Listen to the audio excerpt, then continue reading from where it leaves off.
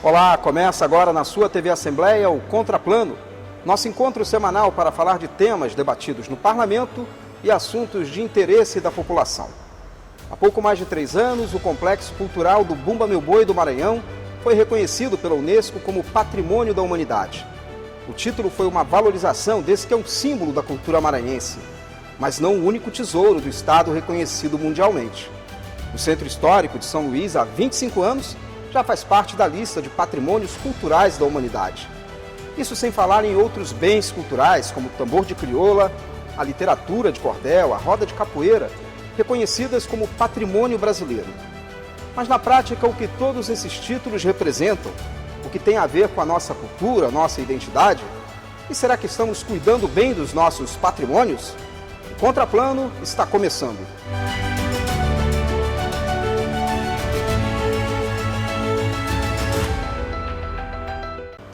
Para construir o programa de hoje, recebemos a antropóloga e técnica do IFAM do Maranhão, Isaurina Nunes, a presidente da Fundação Municipal de Patrimônio Histórico, Kátia Bogeia, e a pesquisadora e professora do Departamento de Turismo e Hotelaria da UFMA, Linda Rodrigues. Sejam bem-vindas, muito obrigado. E eu queria que a gente começasse sendo um pouco mais didático para falar o que é um patrimônio cultural, o que caracteriza um patrimônio cultural. Começando com você, Isaurina, por favor. Bom, Fábio, o patrimônio cultural ele é caracterizado pelo... A gente que trabalha com o poder público, no caso eu trabalho no IFAM, a gente entende patrimônio cultural a partir dos marcos legais, né, que organizam essa questão do patrimônio. Então a gente tem o artigo 216 da Constituição, né, que diz lá o que é patrimônio cultural, material ou imaterial. A gente tem um decreto de 10.551 que organiza como é que vai ser o trabalho do registro do patrimônio cultural de natureza imaterial. Então a gente entende o patrimônio a partir da legislação brasileira, né, porque a gente trabalha com a legislação.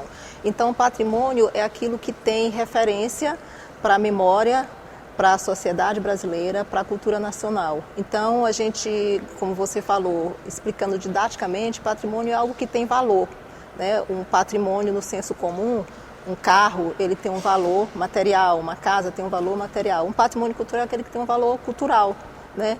Então, no nosso caso, a gente tem tambor de crioula, a capoeira, o Bumba Meu Boi, a literatura de cordel, o forró, que são alguns bens que são registrados e que têm ocorrência aqui no Maranhão. Então, são patrimônios da sociedade brasileira, porque foram reconhecidos pelo Estado, né, por conta desse valor que esses patrimônios, que esses bens culturais têm para a memória, para a formação da sociedade brasileira, para a cultura nacional. Então, a gente entende patrimônio a partir dessa perspectiva do que está na Constituição e do que está em todas as normativas do IFAM. No nosso caso, já que é o IFAM que trabalha com o patrimônio, que é o IFAM que representa o Estado brasileiro nessa vertente da proteção do patrimônio, do reconhecimento e da identificação do patrimônio cultural brasileiro. Agora, Kátia, a gente citou na chamada, na escalada que a gente diz, que é o primeiro momento do programa, falou em 2 tipos de patrimônio, em 2 categorias, né? No patrimônio brasileiro e no patrimônio da humanidade, né, que é um patrimônio mundial. O que diferencia, o que faz algo chegar a ser reconhecido como um patrimônio da humanidade ou simplesmente um patrimônio nacional? Olha, a Isaurina falou muito bem do conceito de patrimônio. Patrimônio é herança, né? Então, todo povo, toda sociedade produz cultura e a gente vai fazer recortes, vai fazer escolhas daquela trajetória humana, o que de fato tem um valor que seja um valor para aquela sociedade, e aí seria um patrimônio mais local, né? Ou municipal, ou estadual, ou federal de todo o país, ou mundial. Então, depois da Segunda Guerra Mundial, se criou a Unesco, e a Unesco criou a Convenção do Patrimônio Mundial. Ela completou o ano passado 50 anos. Essa convenção, 174 países assinaram esta convenção. E é a partir dela, cuja sede fica em Paris, que é escolhido os patrimônios mundiais. Os patrimônios mundiais, eles têm 3 categorias. Você pode ser patrimônio mundial cultural, é o caso do Centro Histórico de São Luís, que foi declarado há 25 anos. Você tem o patrimônio mundial natural, por exemplo, Fernando de Noronha. E você tem o patrimônio mundial misto. No Brasil, nós só temos um exemplar, que é Paraty e Ilha Grande, porque ele é cultural e natural.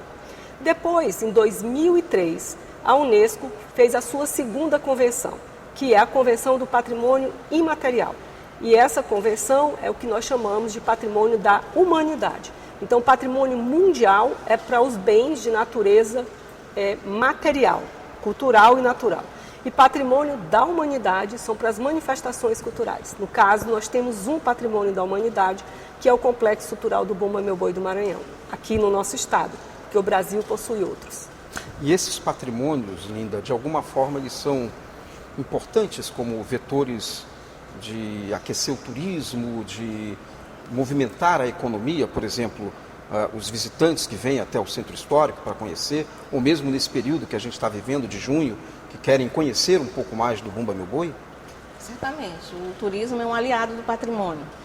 Os visitantes, via de regra, quando conhecem ou sabem que foi tombado, que está numa lista de interesse mundial, de interesse estadual, nacional ou mesmo municipal, gera uma curiosidade. Essa curiosidade, o que tem esse destino para ser considerado único, para ser considerado autêntico?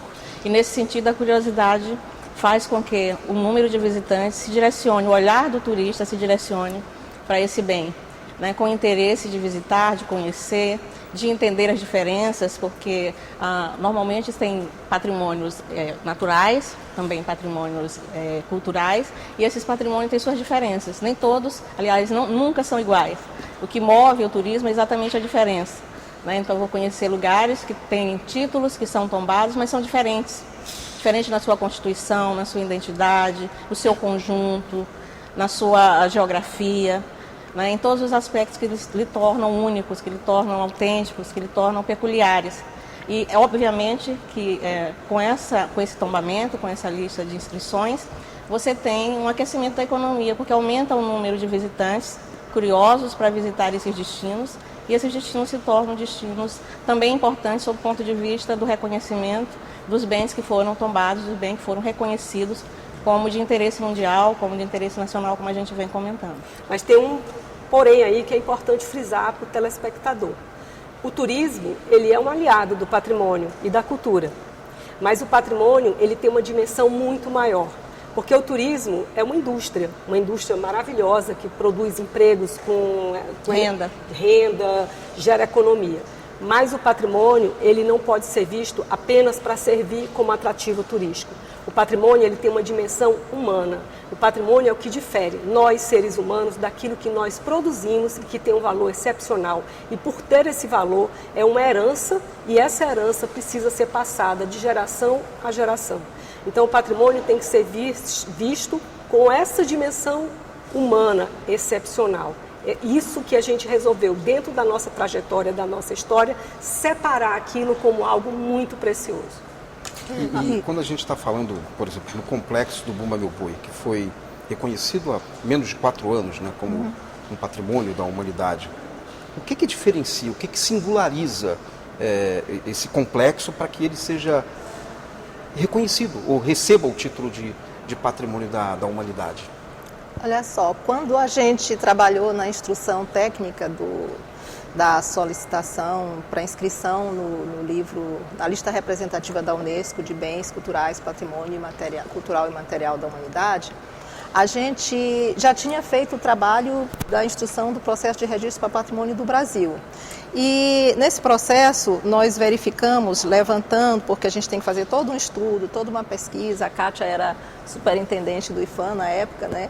E nacional, né? Na época do... Não, na época era quando do foi Estado. Patrimônio brasileiro, eu era superintendente do IFAM no Maranhão. Isso. Quando foi a indicação para a Unesco, foi feita na minha gestão, Isso. enquanto presidente do IFAM Nacional. Então, ela era superintendente na época que a gente estava fazendo essa instrução para patrimônio do Brasil.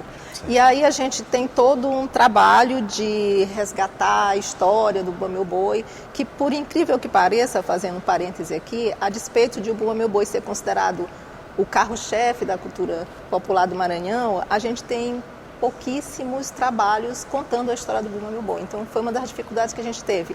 E a gente levantou, né, a partir das fontes, né, de livros, de jornais do século XIX, a história do Bumba Meu Boi, nós compilamos num capítulo do dossiê.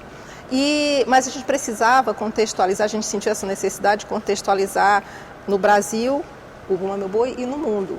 Porque a gente já sabe, desde os livros de história, do culto ao boi Apis, da vaca como animal sagrado na Índia. Então a gente precisou fazer essa contextualização. Aí daí é que surgiu essa ponte e essa ideia de pedir para Patrimônio da Humanidade, porque a gente verificou que o boi, ao longo da história da humanidade, ele sempre foi importante para várias civilizações, né? Então a gente tem o culto ao boi Apis no Egito, a gente tem a vaca como animal sagrado na Índia, a gente tem o sacrifício do novilho para a consagração do sacerdote na Palestina. O mito do Minotauro na Grécia. Exato, são na Grécia muitas referências. A gente tem muitas histórias lá na mitologia grega, né? Tem uma história bem interessante, tem a do Minotauro, né?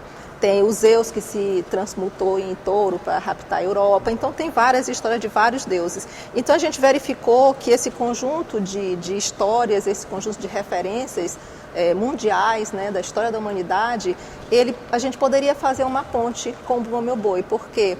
Porque o boi, ele é uma grande celebração, assim como eram e são as que ainda existem, né, no mundo inteiro. E há uma grande celebração ao boi, porque o boi é o elemento central. E é um arquétipo também. E como um arquétipo, filosoficamente, ele é muito forte e ele perpassa várias referências de muitas sociedades distintas em tempos distintos. Então, a gente viu que dava para a gente fazer esse link, né? Porque o boi, a gente que é maranhense sabe, é uma grande celebração que envolve assim, um número muito grande de pessoas, vários municípios, a gente tem muitos grupos, nós temos um período imenso, né, que se a gente considerar, porque hoje a gente sabe que os bois começam a ensaiar antes, né, mas se a gente considerar o período padrão, que é sábado de Aleluia, até a morte do último boi, a gente tem mais de 6 meses em que o maranhense vivencia essa manifestação, né, esse bem cultural. Então a gente entendeu que o boi, ele era um exemplar, né, desse culto, dessa grande celebração ao boi. O que acontecia no Maranhão era um exemplar do que acontecia e aconteceu e ainda acontece no mundo inteiro em relação a em relação a se ter o boi como um elemento referencial assim, de uma sociedade, de uma religião, de um culto, né?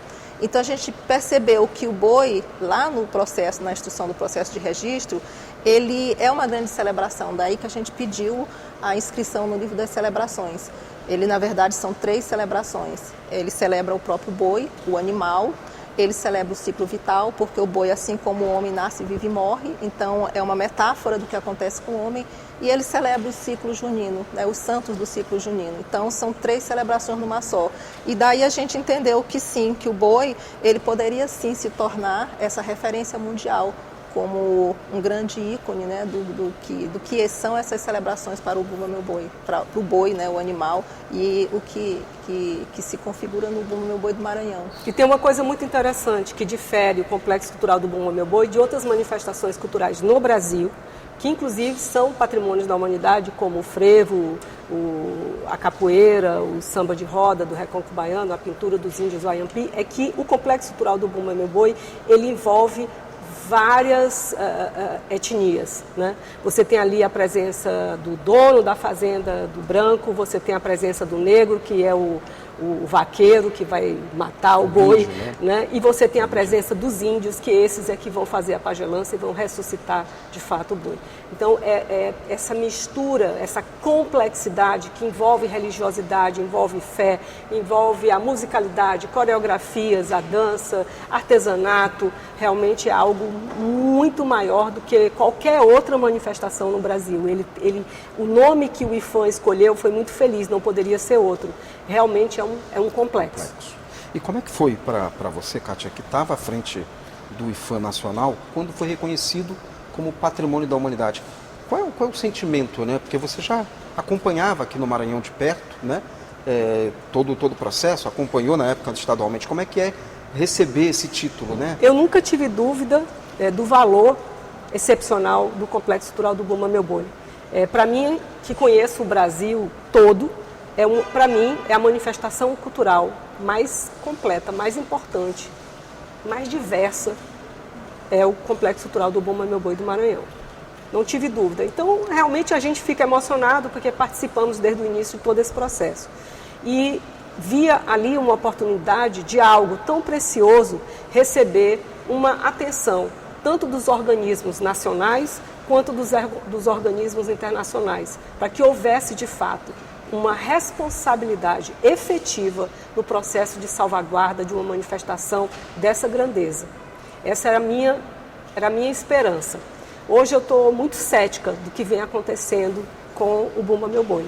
A gente está vendo uma descaracterização crescente que está colocando em risco vários elementos que são essenciais para se manter a tradição, as referências, não que ele não vá mudar, ele muda, porque cada geração que vem traz as suas contribuições, mas aquelas referências que são o âmago, a alma dessa manifestação, elas têm que se manter.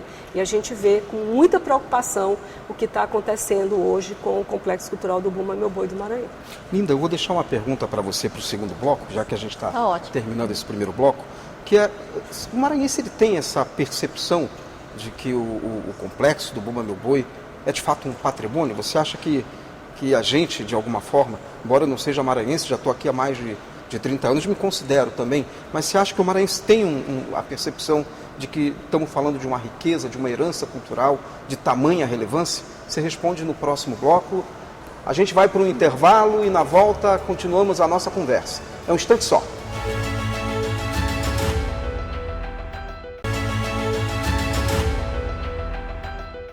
O Contraplano está de volta pela sua TV Assembleia. No programa de hoje estamos conversando sobre os patrimônios culturais do Maranhão. E eu começo esse bloco, a gente deixou uma pergunta para você, Linda. Perfeito. No final do primeiro bloco, se o maranhense ele tem essa percepção dessa riqueza cultural, dessa herança cultural que é o Complexo do Bumba Meu Boi. Para a questão da preservação, Fábio, a gente tem alguns preceitos teóricos, né, históricos, culturais, que dizem que a gente só preserva o que a gente conhece, né, o que a gente se identifica. Então, a preservação, ela é um segundo passo. O primeiro passo é você se identificar, você se importar com esse patrimônio. Kátia ainda há pouco falava da questão humana. Né? O protagonismo do patrimônio, sobretudo dos patrimônios imateriais, é o povo. E quando você pergunta se ele se identifica, se ele se reconhece, é isso que faz o Bumba Meu Boi ser o Bumba Meu Boi, o tambor de crioula ser o tambor de crioula, esse reconhecimento, essa identificação que o maranhense tem com relação à sua cultura. É claro que, na perspectiva do patrimônio material, é um pouco mais complexo o caso, né? Por quê? Às vezes as pessoas não se importam de ver turista ou mesmo uma população arrancando azulejo, levando, vendendo para turista ou para qualquer outra pessoa que se interesse por bem cultural, e você não se importa. Você não se importa porque você não se identifica, você não se reconhece, né, como parte daquela história, como parte daquela cultura. Então, quando a gente fala de turismo, a gente diz que o turismo planejado é esse que tem esse reconhecimento, né? Que se preocupa com a permanência dos bens, né, na perspectiva do futuro. Né? É um preceito, inclusive, da Unesco, né, essa questão da preservação. Então, eu digo, reforço, sim, a gente se identifica com o Bumba Meu Boi, se identifica com, eu digo a gente como maranhense, né, com o tambor de crioula, porque a gente se reconhece ali. Né? A gente se reconhece quando visita, por exemplo, Ouro Preto, encontra alguns azulejos, algumas ruas, eu me identifico como maranhense, isso parece com o meu lugar. Né? Então, essa identificação é que faz a preservação. Então, eu acredito que sim, que a gente se reconhece, que a permanência, inclusive, dos bens culturais é parte desse protagonismo do povo. Eu queria voltar também para uma fala da Kátia, Isaurina, ouvindo também essa opinião. Foi uma fala que ela fez no final, justamente dessa descaracterização do Complexo do Bumba Boi, que ela relativizou. Ela disse que também existem mudanças, existem aquilo que faz parte do processo muitas vezes, mas é também sua percepção? Como é que você avalia isso? Olha só, Fábio, a gente está trabalhando com o Bumba Meu Boi desde 2007, né? Isso eu estou colocando a instrução do processo, o registro até a salvaguarda. Então, o que a gente percebe, e isso já é bem anterior à patrimonialização do boi, realmente a gente percebe essas mudanças, né? E é fato, todo mundo comenta, não é segredo para ninguém, que um dos sotaques que mais está suscetível às transformações, todos se transformam, todos mudam, porque é um processo. O Bumba Meu Boi ele está inserido na nossa cultura, né? A cultura muda, e eles também vão mudar. A sociedade muda, a cultura como uma dimensão social também vai sofrer transformação e o boi está lá dentro, né? Então, óbvio que ele também vai sofrer esse processo de mudança. Mas o que a gente percebe é que essas mudanças elas são muito rápidas. Porque o boi sempre sofreu transformações. A gente que estudou a história do Bumba Meu Boi e faz um paralelo, assim, uma linha do tempo desde o século XIX, que são os primeiros registros que nós temos, então a gente percebe que o boi, claro, do século XIX, a primeira referência que nós temos de 1828, não é o boi de hoje, é óbvio, né? Então ele veio sofrendo transformações. Tem um quase 200 anos, então, desse primeiro registro, 2 séculos, né? isso. Então, por exemplo, em 1861... no Semanário Maranhense, o Domingos Sacramento faz uma crônica extensa e ele já fala que o boi daquela época não era igual o boi do tempo dos avós deles. Então ele fala de uma modernidade já naquela época, né? Para você ver, dentro do século XIX, né?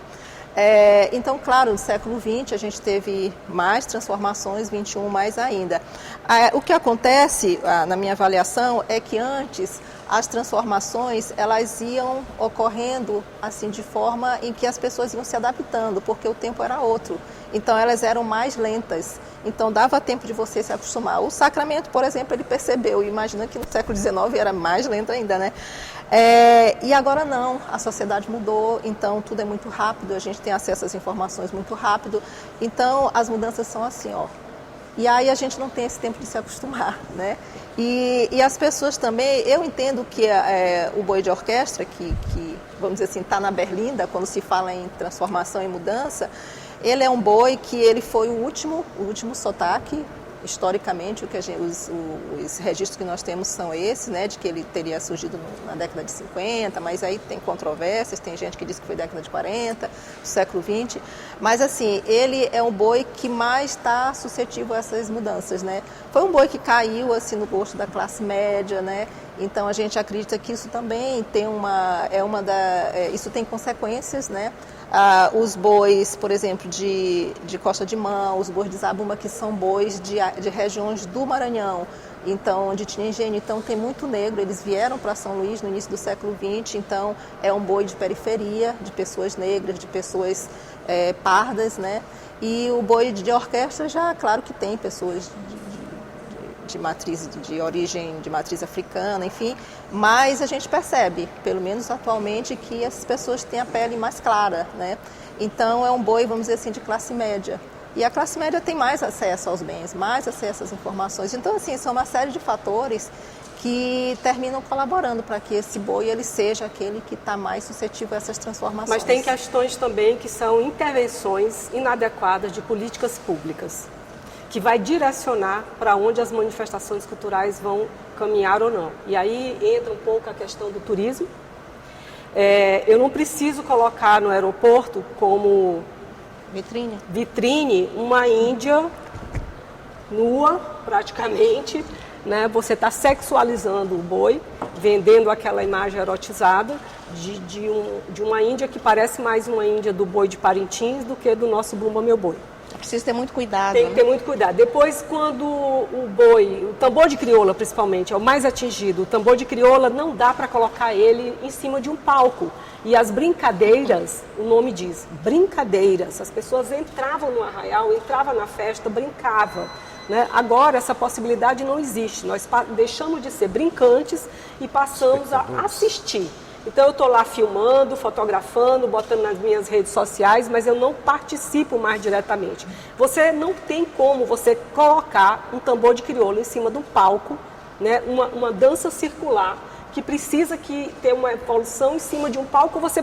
Como eu vi no São João passado, fiquei horrorizada, o Bumba Meu Boi de Maracanã, um boi de matraca, chegar e colocar em cima de um palco. Nem cabe.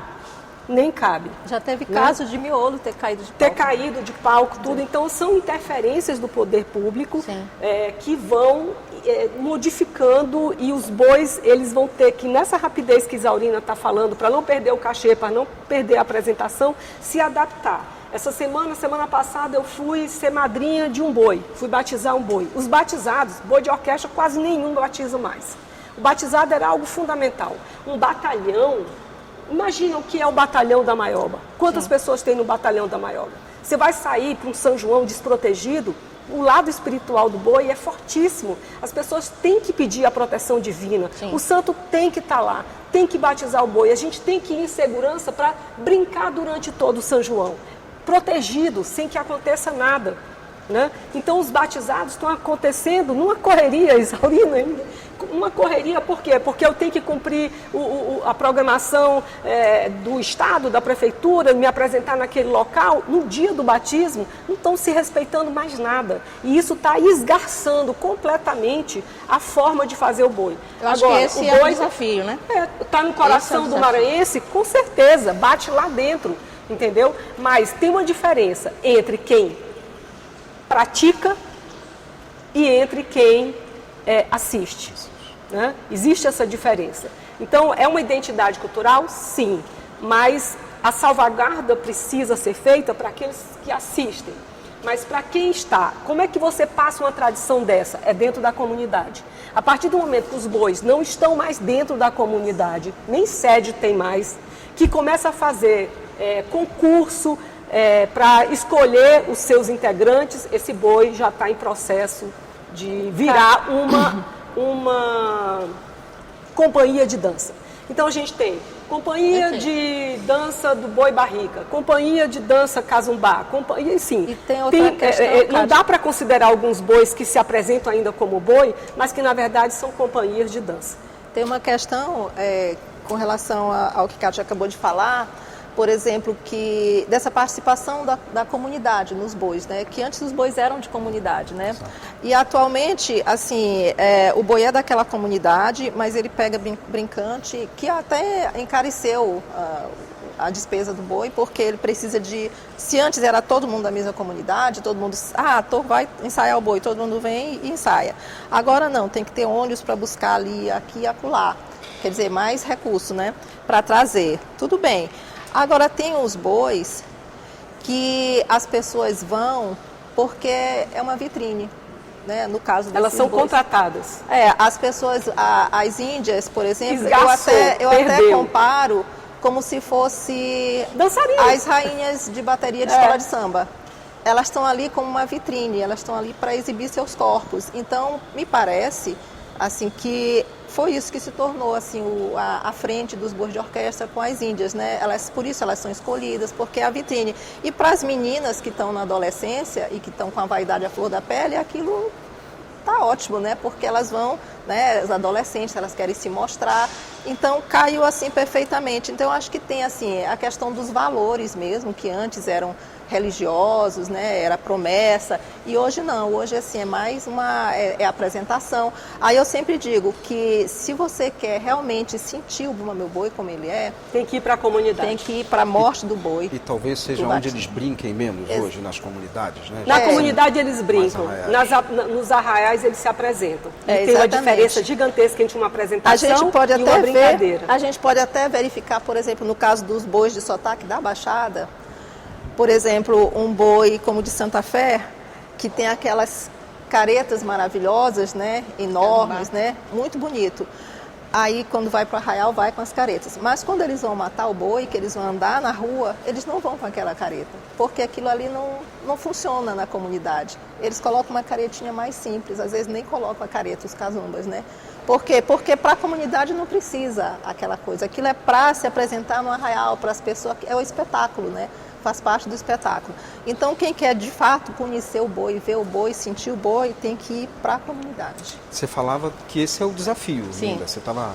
Exatamente, esse é o desafio. Como tornar interessante a brincadeira do Bumba Meu Boi para a população e para o turista, sem descaracterizar o que nos é cotidiano, né? Esse é o desafio. Essa é uma pergunta que a gente sempre coloca, que precisa passar pela sensibilidade dos gestores. Quem está à frente desse processo precisa estar antenado em entender que se descaracteriza, deixa de ser interessante para a comunidade, deixa de ser interessante para o turista, porque a gente falava ainda há pouco, ele quer ver o diferente. Se você Eu acho que ele não quer ver o diferente, ele quer ver o verdadeiro. O diferente é o verdadeiro no sentido turístico, né? Porque o turista de hoje, a Isaurina falava ainda há pouco, ele é bem informado, né? A tecnologia está aí a serviço da informação rápida, né, e das pessoas, para que elas tenham acesso a essa informação. Mas a gente tem que ter cuidado com a comunicação de massa. A comunicação de massa mais desinforma do que informa. Certamente, é isso que eu estou falando de sensibilidade.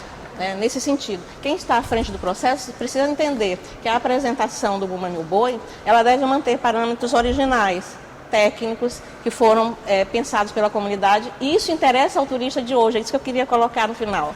Aquele turista bem informado, o turista cultural como segmento, o turismo cultural tem crescido 40%, internacionalmente falando. E ele é mais exigente. Então ele tem um nível de exigência, de conhecimento, inclusive de formação, de conhecimento formal mesmo. Então, quando você chega e vê a descaracterização, esse turista, porque nós temos um patrimônio, estamos falando de patrimônio, um conjunto de bens, de interesse e de valor para a população e também para o reconhecimento internacional. Nesse sentido é que eu digo que falar em turismo não é falar em turismo de massas, é falar em turismo planejado, organizado, turismo com gestão, que entenda o que está fazendo, para quem está fazendo e como produzir cultura nesse sentido. De manter as identidades, de manter o diferente, como a gente diz, de manter o verdadeiro, que a Kátia coloca aí como autêntico, porque isso sim vai gerar uma estabilidade de fluxo de turistas e não um momento em que esse momento pode chegar a um declínio.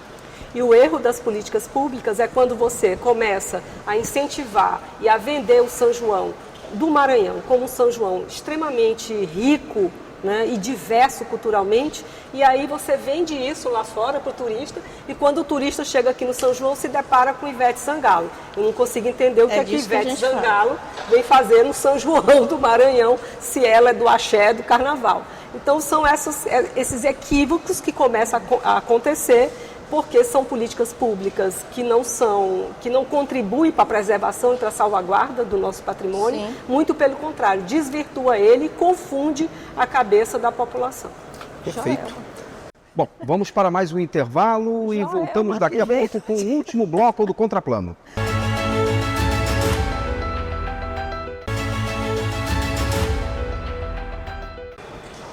Voltamos para o último bloco do programa Contraplano, aqui pela sua TV Assembleia. Hoje discutindo a importância dos patrimônios culturais do Estado.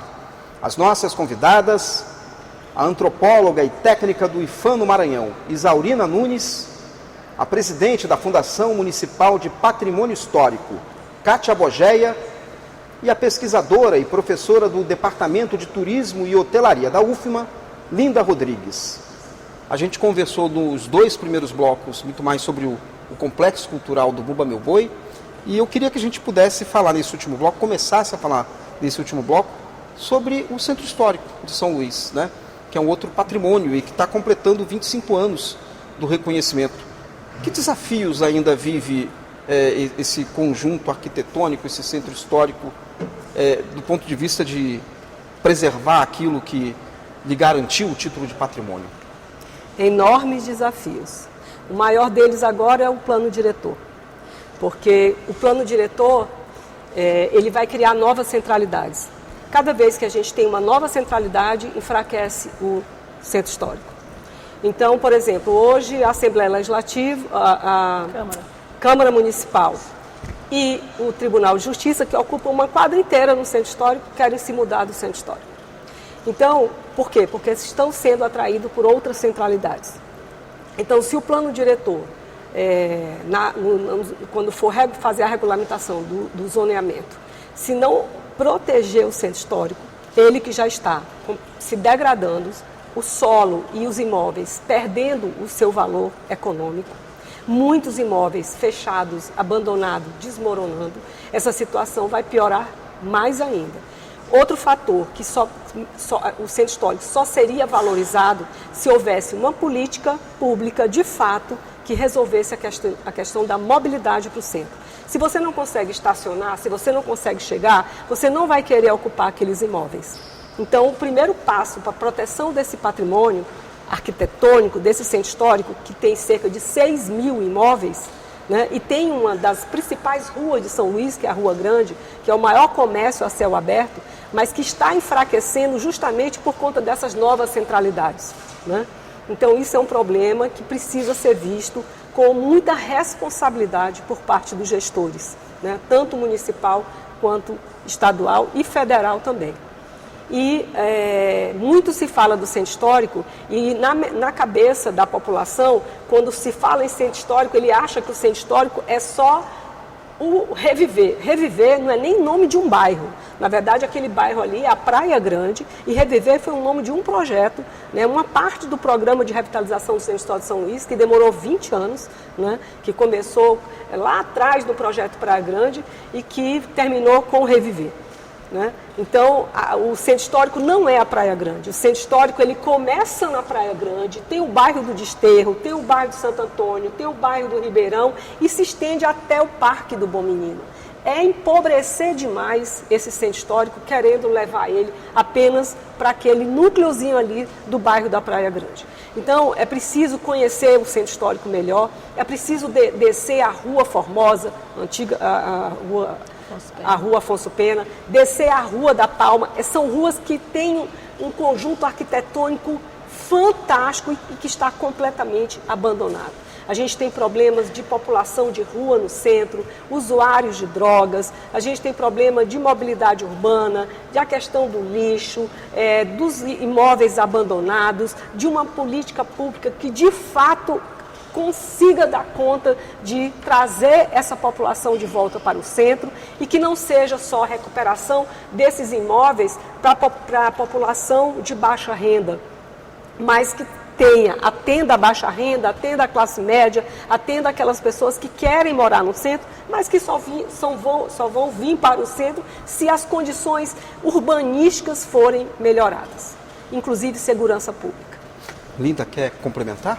Sim, a gente fala do desafio, né, o tempo todo de preservar, né? Existe uma contrapartida depois que a gente recebe esse título, né? É a criação de políticas públicas, projetos e programas que possam fazer permanecer aquele centro histórico de valor excepcional, para além do valor, né, o interesse e a contrapartida, tanto da população, que deve estar inserida nesse processo, que deve estar ali de olho, né, divulgando e também denunciando, caso seja necessário, mas é também possível que a gente implemente recursos, né, infraestrutura deve ser estabilizada sempre, direcionada para a preservação do patrimônio histórico e cultural e também natural, mas no sentido que a gente fala agora, é importante sim que se tenha esse olhar.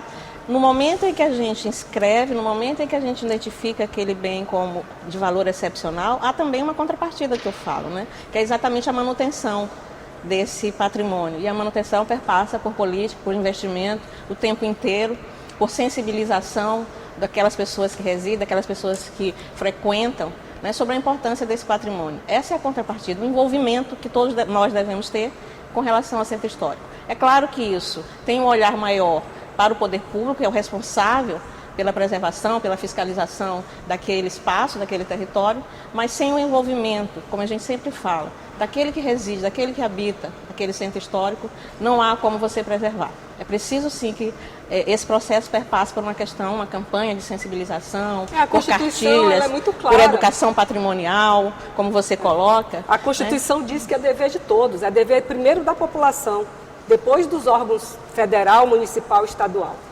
A gente sempre deixa a população fora disso. Isso. Errado, né? Muito errado, porque sem esse interesse não há preservação, com certeza. E Isaurina, Linda falou sobre educação patrimonial. É claro que ela não é o único ponto que deve ser trabalhado, né? É um conjunto de políticas públicas, como foi conversado aqui. Mas qual a importância da educação patrimonial para a preservação de bens culturais, seja ele material, seja bens culturais materiais? Olha só, a educação patrimonial, no caso, a gente lá no IFAM, a Kátia, na época que estava, trabalhou, né, Kátia, com o centro histórico, a comunidade de Desterro, foi isso, não?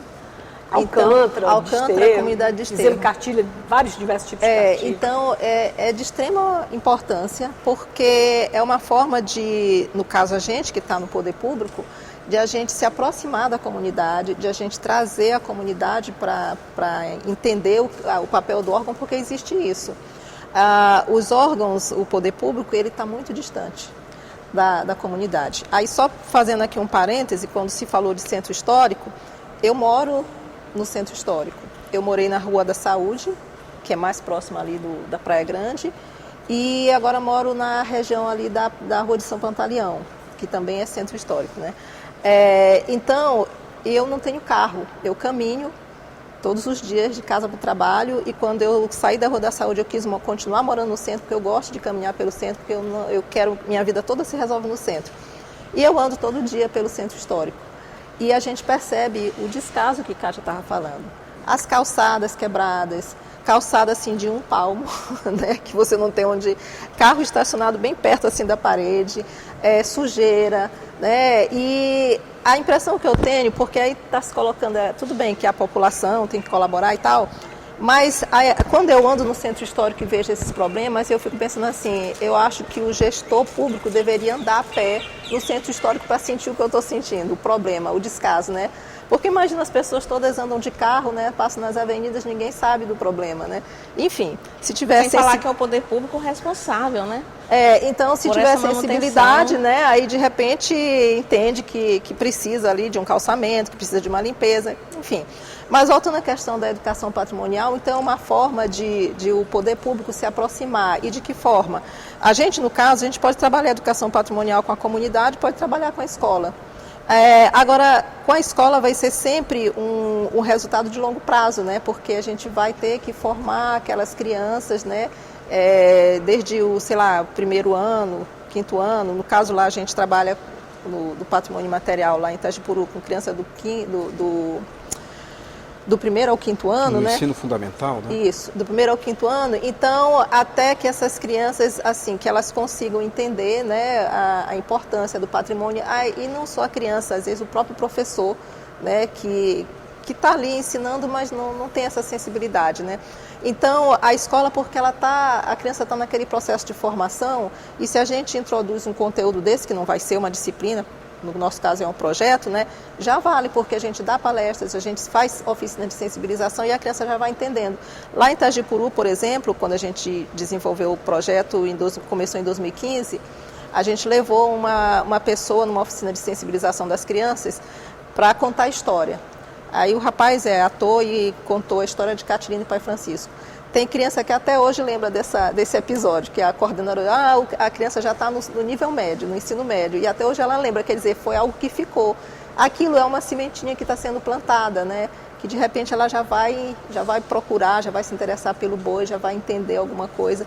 Então, assim, é importante que o poder público se aproxime da comunidade e das escolas, né? Entendendo que os meios de comunicação também são uma forma de comunicar, né? Mas tem uma novidade boa agora, é que o plano diretor que foi aprovado, ele consta no plano diretor a obrigatoriedade agora da educação patrimonial nas escolas. Isso foi um grande avanço. E a Prefeitura já está entrando agora, a partir do 2º semestre, com os livros paradidáticos para todo o ensino fundamental. São 34 mil alunos que vão ser atingidos na 6º, 7º, 8º, 9º ano e ensino de jovens adultos, mais a sensibilização de mais de 600 professores.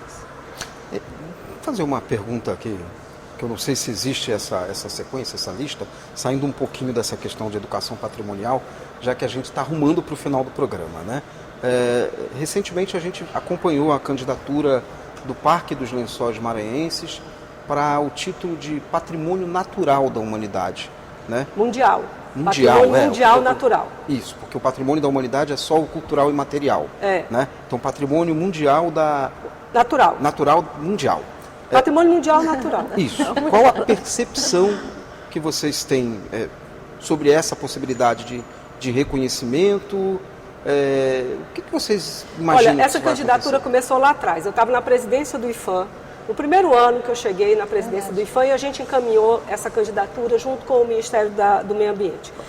Eu fui lá para o Bahrein, fizemos o contato com o Comitê do Patrimônio Mundial, pedimos a vinda da IUCN, que é o organismo que é o braço junto à Unesco para o natural, né, porque para o cultural é outro.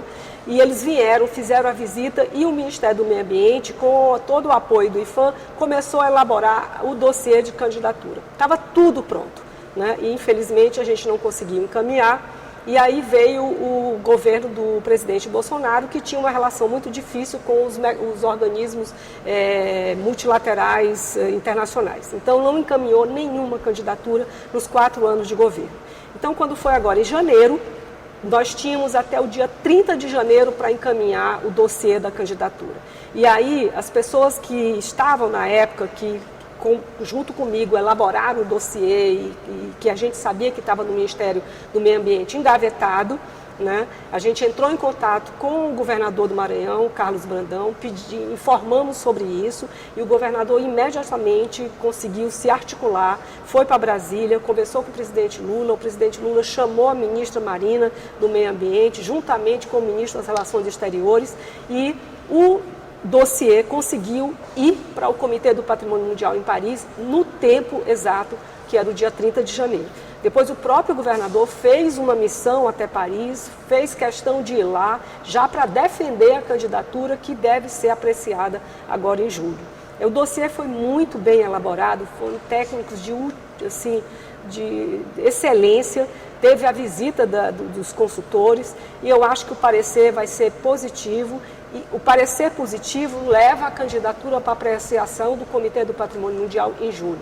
E eu acho que os Lençóis Maranhenses, realmente, se algo no patrimônio natural no mundo que teria condições desse título, seria os Lençóis Maranhenses. Acho que vai ser uma candidatura bem sucedida, mas receber um título não é título de Miss, eu sou bonito e aqui acabou. Envolve todo um trabalho agora, sim, de preservação, de conservação desse parque e de regras mais duras que a comunidade internacional vai cobrar de proteção, porque a gente tem muitos problemas de proteção desse parque. Você concorda, Linda? Concordo, essas regras que ela fala são regras importantes, estão pré-estabelecidas para a titulação. E eu acho que o título soma, né? Soma, mas é preciso repensar que tipo de turismo se quer para Lençóis. O turismo que se tem hoje é um turismo de massas, não é o turismo para um parque nacional, não é esse segmento. O segmento seria o ecoturismo, né? Com uma limitação de pessoas para visitação, né? Então, se o direcionamento foi esse, é claro que o título vai somar, né? E vai ser importante nesse sentido de você direcionar um segmento e o segmento correto para Lençóis, que seria o ecoturismo, o turismo mais suave, mais sustentável, sob o ponto de vista do seu ativo, né? Que é um ativo frágil por ser um parque. Se já está tombado, né, como parque nacional, a gente já sabe que tem uma fragilidade que precisa ser preservada. E hoje o que se tem, é claro, é notório, tem dados, né, o turismo massivo direcionado para todos os ambientes de Lençóis Maranhenses que tem gerado impacto negativo. Isaurina, quer completar? Sim, fazendo assim um apanhado, tanto faz ser o patrimônio natural, material e imaterial, todos implicam numa responsabilidade, né? Então, eu acho que isso é fundamental, porque recebe-se o título e aí é como a Kátia falou, ficou o título, aquela coisa emblemática, simbólica e pronto, né? Então, eu acho que precisa que a sociedade entenda isso, que o fato de você receber uma honraria como essa, um título seja de patrimônio natural, material e imaterial, implica na responsabilização também daqueles que são os detentores daquele patrimônio. Não só o poder público, mas principalmente a sociedade. Compromisso legal, porque a gente assinou uma convenção. Muito obrigado, queria agradecer pela presença. A gente já chegou ao fim, mas eu acho que tinha muita conversa, muito assunto ainda para debater. Muito obrigado. Bom, a gente está terminando o Contraplano, chegamos ao fim do programa de hoje. Você pode assistir a reprise dessa edição em nossa programação ou em nosso canal do YouTube. Até a próxima semana com mais um Contraplano.